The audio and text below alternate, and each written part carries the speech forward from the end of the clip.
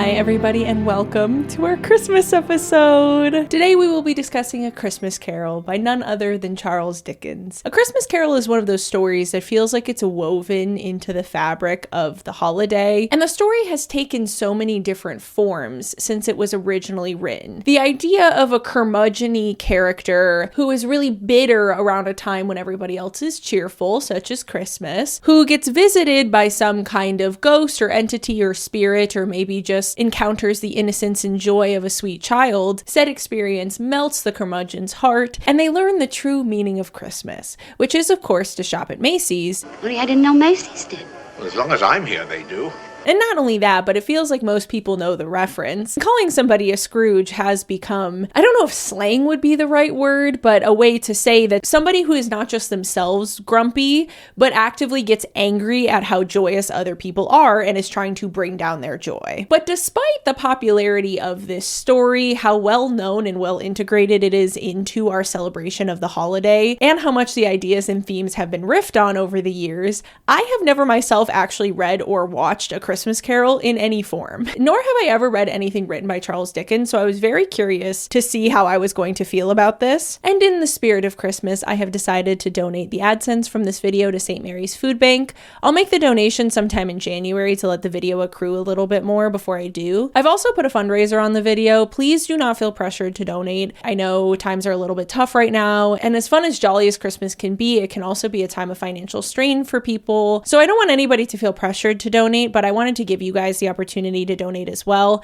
Those donations will go directly from YouTube to St. Mary's Food Bank. Now, interestingly, A Christmas Carol was actually not Dickens' first attempt at a story like this. He wrote a much shorter story called The Story of the Goblins Who Stole a Sexton. A sexton is an old style word for somebody who cared for the land surrounding a church and maintained the church itself, and this often meant that they were also a bell ringer and a gravedigger. It's only a few pages long, and it centers around a sexton. It's Christmas Eve, and he doesn't really have anywhere else to be, so he decides to get a head start on a grave he needs to dig, and he walks over to the church, and on his way there, everybody's so merry, people are running around with so much joy and celebrating, and it just makes him so upset. And in fact, there's a child skipping down the street singing a Christmas song, a Christmas Carol one might call it, and he ends up hitting the kid with his lantern to get him to stop singing. And when he gets to the churchyard, he is visited by a goblin who teleports him to another location and starts showing him all of these magical stories of Christmas and the joy of Christmas, and then they jump him in between showing him the stories. So it's basically like, watch this happy story of Christmas. Isn't that so happy? Isn't that so joyous? And then all the goblins start kicking him, and then they show him another story and they're like, look, see the joy, and then they jump him again. And this somehow makes him realize the magic of Christmas, and when they return him to the churchyard, he actually decides to leave town and start a new life because he was so curmudgeon-y before that he doesn't really think anybody's going to accept his new identity. And so there's kind of this legend in the town of the goblins kidnapping the sexton because people didn't know what happened to him until he returned 10 or 20 years later and told everybody the story. So that was Charles Dickens's original attempt at this story. I will say it's hilarious, but admittedly needed to be polished a little bit as an idea. And eventually this concept of a spirit of some kind visiting a curmudgeon-y person and showing them the true meaning of Christmas grew into a novella called A Christmas Carol, which was published in 1843. This story has the cutest preface I've ever read, so I'm just going to read it to you because I really enjoyed it. I have endeavored in this ghostly little book to raise the ghost of an idea, which shall not put my readers out of humor with themselves, with each other, with the season, or with me. May it haunt their house pleasantly, and no one wish to lay it. Their friend and faithful servant, Charles Dickens. I just think that's really sweet. This novella is in 4 chapters, the first of which is called Marley's Ghost. And this is when we are introduced to our character Scrooge. Ebenezer Scrooge is a character who, I keep using the word curmudgeon, but I really don't have a better word. He's quite the curmudgeon. He's a little bit bitter. It's Christmas Eve, and we're spending the day with him while he's working and musing to himself about the follies of Christmas and how silly it is that everybody's so joyful because life is pain and suffering, and what do any of us have to be merry about?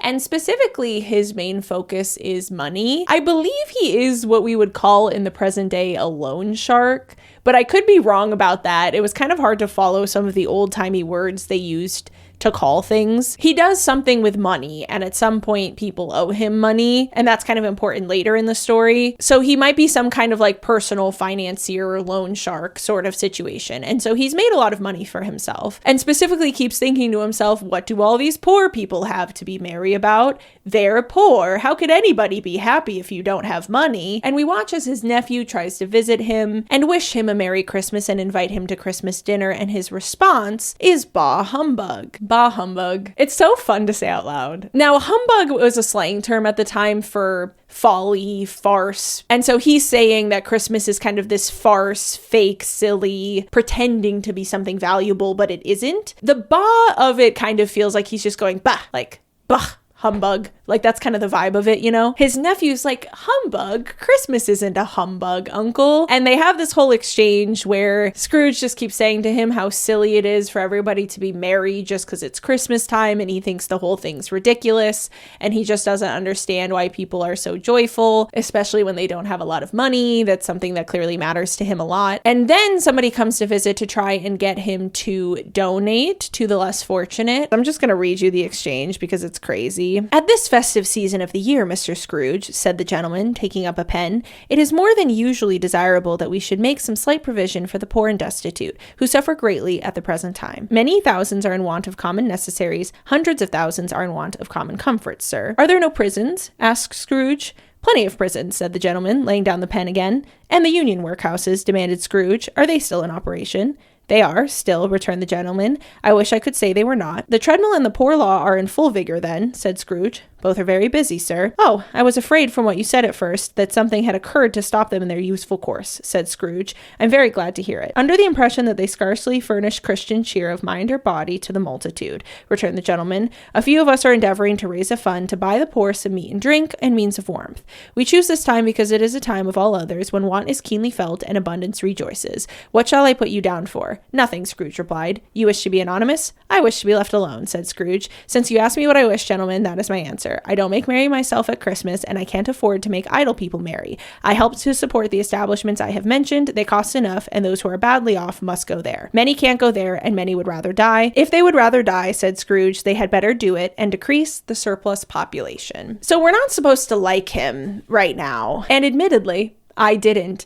But I was struck by something at this point in time, because as I've already mentioned, I'm familiar with the story of A Christmas Carol, but I've never actually watched it or read it. And I think in my mind, Scrooge was just kind of bitter and curmudgeon-y just because he was a miserable man, and there wasn't really a reason for him to be that way. And if I had thought about it, I think I probably would have come to the conclusion that there probably is a reason that he's bitter, but I just had never thought about it, because again, this story is just so ingrained into the fabric of the celebration surrounding this holiday that I don't honestly think I've ever given it that much thought. It's just Scrooge. He's just bitter, right? And so it was interesting to read this and to see that, especially when we get into the Ghost of Christmas Past, which we will in a second, that there is somewhat of a reason for him to have been bitter and to have turned out the way that he did. That doesn't make it right. A lot of his feelings come from a place of potentially not experiencing a lot of love and joy when he was a child, especially from his parents, growing to understand that poverty is very difficult. He considers being impoverished to be one of the worst things that somebody can be, and his sole focus became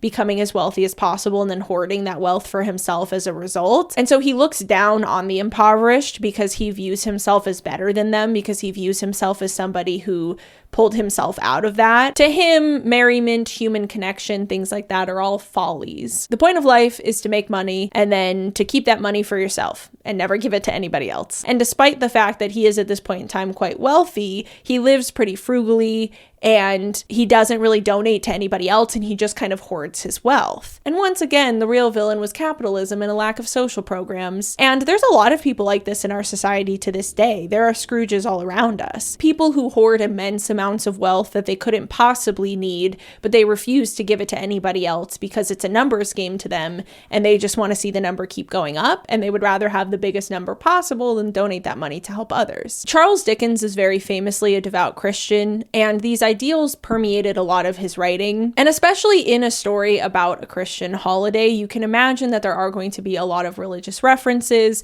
and a lot of very religious messaging. There actually is a line from the Bible, I believe it's a camel It's easier for a camel to go through the eye of a needle than for a rich man to enter heaven. Did I get that right? I should look it up. I'm correct. It's a camel. This idea really does feel like it's the cornerstone of this story. The idea that if you have wealth, you should give it away to others who need it. It's Scrooge's blasé attitude towards the less fortunate, his sort of, well, aren't there prisons that can take them in sort of mindset. Why should I give my money to them? That does feel like it's the main attitude that Dickens is commenting on. And when the ghosts come and visit him, that is the thing they're focused on teaching him the lesson on. It's not really even about him being nicer. It's about him giving his wealth away and being nicer, like, in the process. That does come up, but even all of the words of his that the ghosts end up throwing back in his face as a way to try and teach him this lesson are all based around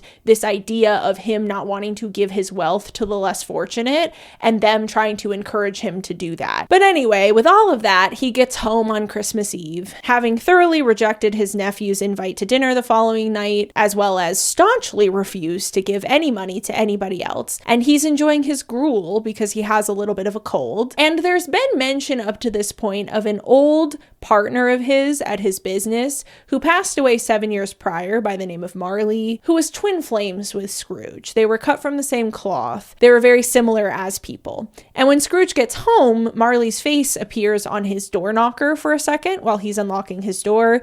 This is obviously a little bit jarring, but he just thinks it's a trick of the light.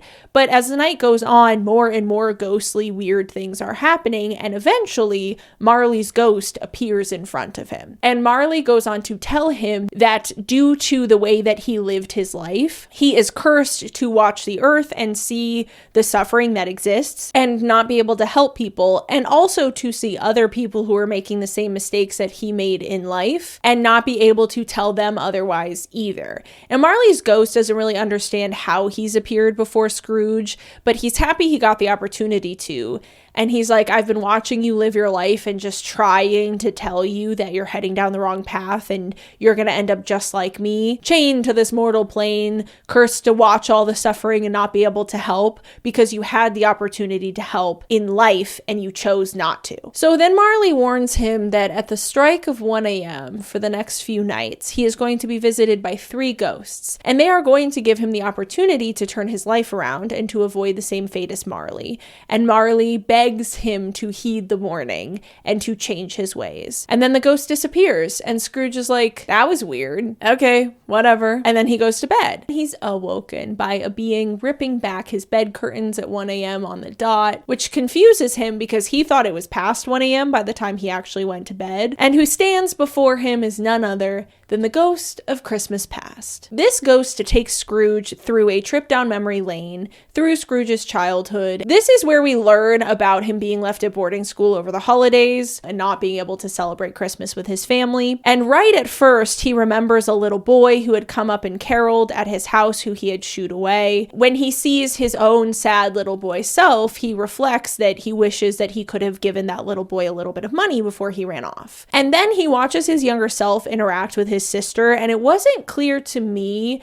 if this was a dream or an actual memory, if this was a more dreamlike, idealized version of something he wished would have happened, because his younger sister skips into the boarding school and tells him, Father's not being so mean, I've convinced him to let you come home for the holidays, or something like that. And that's where we get the context of him not potentially having the nicest father or family, but he clearly loves his sister and adores her, and he has a conversation with the ghost of Christmas past about how she passed away a while back, but not before having a child, his nephew, whose invite he had refused earlier in the night to spend time with. And so we start to get the vibe that he regrets doing that too. And then we fast forward a few years of his life where he's now an apprentice and he's living with the man that he's apprenticing under. And he watches as they have a very happy Christmas celebration with a bunch of people in their community. I forgot to mention when I was going through his current life, but he also has an employee, a clerk, who is going to become important later.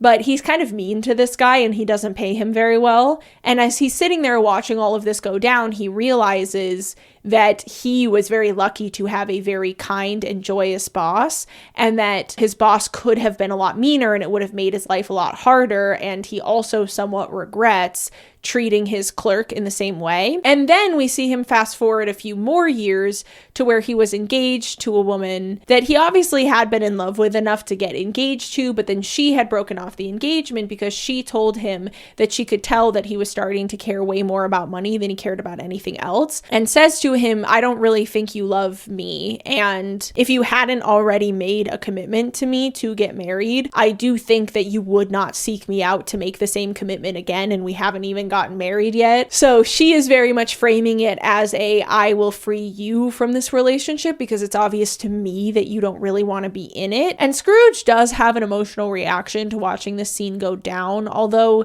he doesn't seem to regret not ending up married to her. But then we fast forward even more and we see her at Christmas with a different husband and a bunch of kids, and it's a very happy scene and everybody's having a great time. And at some point the husband says to his wife, who's Scrooge's ex-fiance, oh, I saw your old fiance. I saw him through the window at his office, and I've heard that his partner just died, which means he's all alone in the world and he has nobody else. And the whole gist of his time with the Ghost of Christmas Past feels like it's showing Scrooge mostly how he benefited from other relationships in his childhood. He really loved his sister, but he's not extending that love to his sister's child. He was very lucky to have a very kind boss, but he himself is not being very kind. Seeing his younger self be kind of sad on the holiday made him wish that he had been nicer to a young boy who had been trying to sing a Christmas carol to him. Kind of seeing his past self and some of the good experiences that he'd had in his life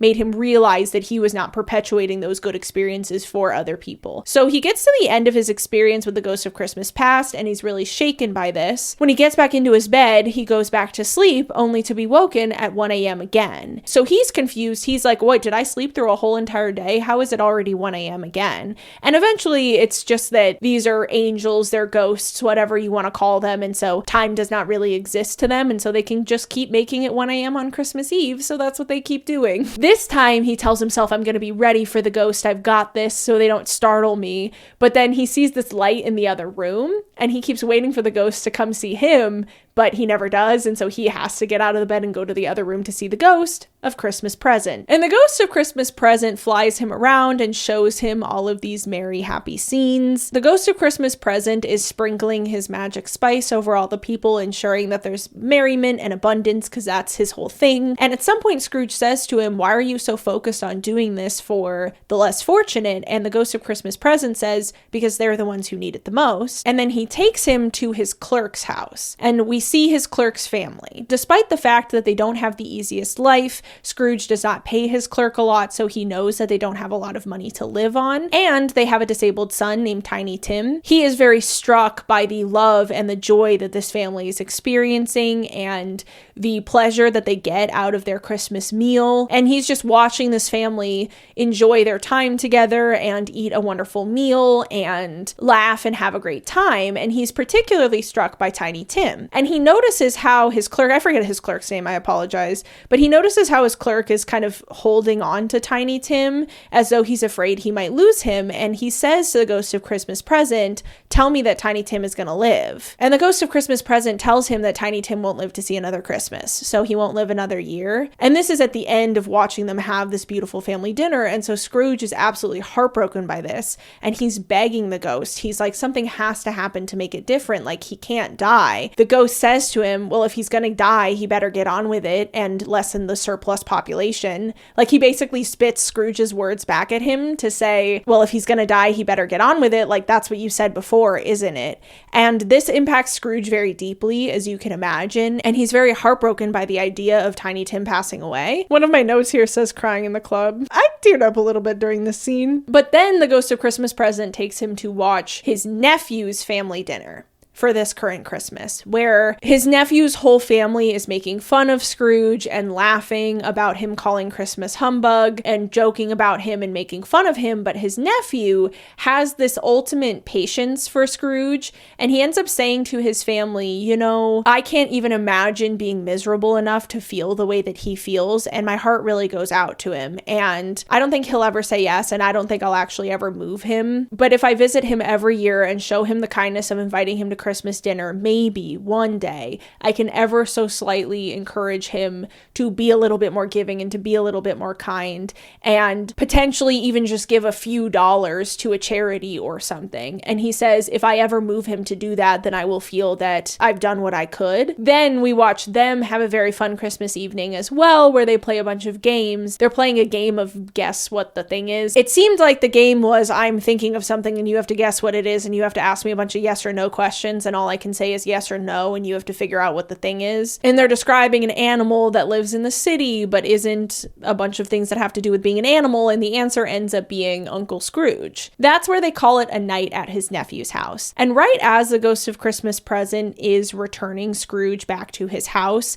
he has really withered and become a very old man and is about to pass away. And this really confuses Scrooge, but he's the Ghost of Christmas Present, right? He tells Scrooge that there's a bunch of angels like him out there and that he has thousands of siblings and that his type of angel only gets to live on the day of Christmas. They never use the word angel, but it's heavily implied that that's who all of these ghosts are. But right before he does, he shows Scrooge two small, wretched children, and Scrooge is really thrown off by them. And Scrooge asks him, Spirit, are those your kids? They are man's, said the spirit, looking down upon them, and they cling to me, appealing from their fathers. This boy is ignorance, this girl is want. Beware them both, and all of their degree, but most of all beware this boy, for on his brow I see that written which is doom, unless the writing be erased. Deny it, cried the spirit, stretching out its hand toward the city. Slander those who tell it ye, admit it for your factious purposes, and make it worse, and bide the end. And when Scrooge asks, have they no refuge or no resource, because the children both look pretty emaciated, are there no prisons, said the spirit, turning on him for the last time with his own words.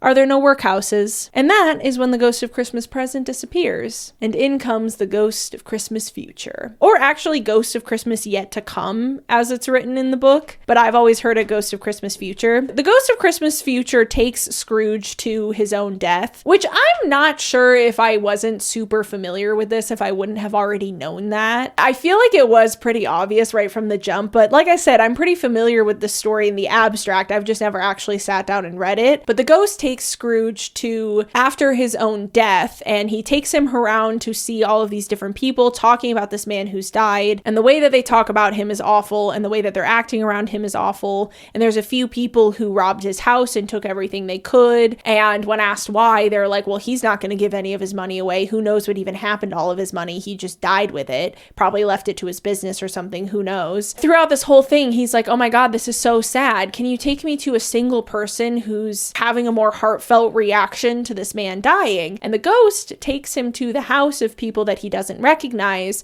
where a man comes home to tell his wife that their creditor is dead. He says, in the time it'll take them to pass our debt to somebody else, then we will have saved the money, and even if we haven't, there's no way in hell we could ever have a worse creditor than the one that we had. And so even then it will be better because we will probably have a kinder creditor. So then he's like, well, is there anybody who's having any sort of, I'm so sad this person has died or anything like that on this day? I don't know exactly how to explain it. And the ghost then takes him to his clerk's house, where he finds out that Tiny Tim has passed away. And so the people in the house aren't upset at Scrooge dying, but they're upset about Tiny Tim dying. Bear in mind, Scrooge doesn't know it's his own death yet, but they're upset at Tiny Tim's passing, and he is, as a result, also very upset about Tiny Tim's passing. And at the end of the vision, he asks the spirit to show him, explain to him who this awful man was that nobody seems to miss, and the spirit brings him up to his own grave, where it says Ebenezer Scrooge. This is both obviously a very impactful moment for Scrooge himself,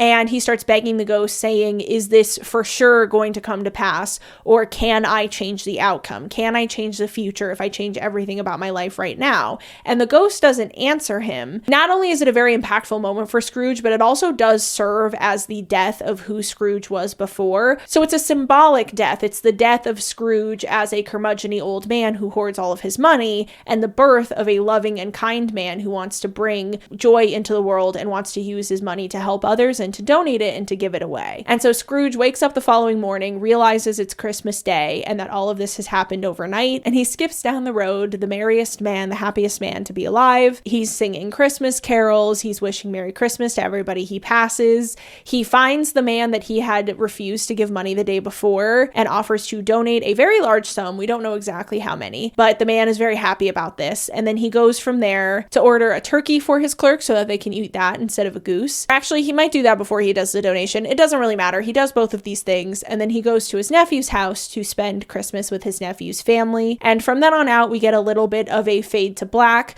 where we find out that due to Scrooge's benevolence, due to him raising the salary of his clerk and treating his clerk better, as well as really befriending the clerk's family and specifically befriending Tiny Tim and ensuring that he has everything that he needs for his condition, that Tiny Tim does go on to live, and that him and Scrooge become the best of friends. And we fade to black. So what did I think? This was my first time ever reading Charles Dickens, and I really liked his writing style. I know it's not for everybody, but at least in this story, despite some of the dark things that we were talking about at points, it's a Christmas story, and it is meant to be scary and spooky, but also heartwarming. Like, I think his preface captures it perfectly. It's a ghostly little story, but hopefully it won't put you out of humor. There's a lot of lines that I just really, really liked, and it made me want to read more by Dickens. I do think I want to check out The Tale of Two Cities, because I know that that is a very famous book by him. But if any of you have a different favorite, definitely comment and let me know. I'm just going to read you a few of the lines I really liked. Old Marley was as dead as a doornail. Mind, I don't mean to say that I know of my own knowledge what there is particularly dead about a doornail. I might have been inclined myself to regard a coffin nail as the deadest piece of ironmongery in the trade,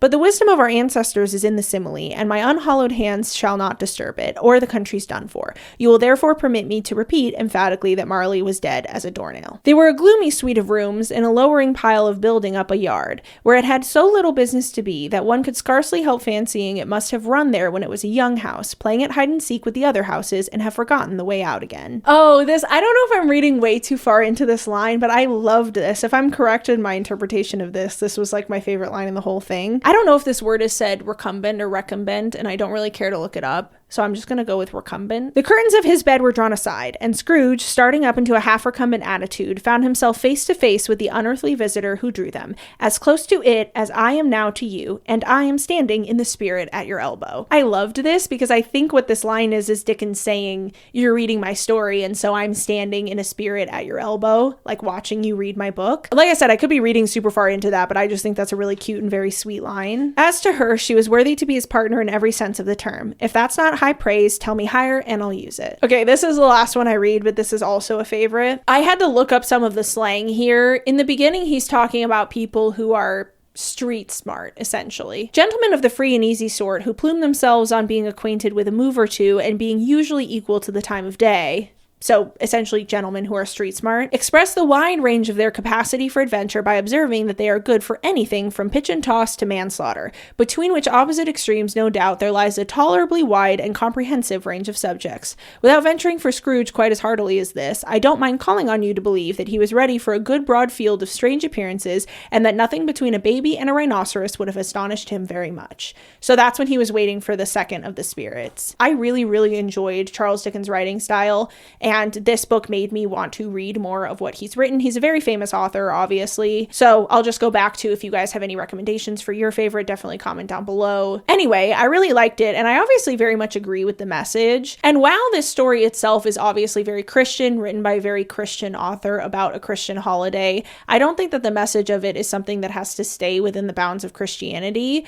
I think the idea that the best and most fulfilling life that you can lead is one where you are as giving and loving to those around you as possible, and you don't hoard things for yourself just for the sake of hoarding things, is always a good lesson and always a good thing to keep in mind. And I think there are a lot of people who could read this and really benefit from it. All in all, it was a nice little cozy Christmas read and a great thing to kick off what I want to become a yearly tradition, where we read a Christmas book and do a Christmas special and give all the proceeds from the video to a good cause. So I chose St. Mary's Food Bank this year because food insecurity is always a big deal, but it's been a big topic of conversation lately with some current events that have been happening, and so I just thought it would be a good cause. I will link all the information about the charity in the description if you want to look into it. They're very highly rated. They have very little overhead. YouTube does tell you exactly how much AdSense you make per each video, so at the end of January, I'll check however much that is from this video. That is what I'll donate. And again, I put a fundraiser on the video if any of you are able to donate. I do encourage. And with that, I love you guys. I'm very appreciative of you. If you celebrate Christmas, I hope you have a very Merry Christmas. And if you don't, I hope you have a wonderful week. I love you, and I'll see you in the next one. Bye!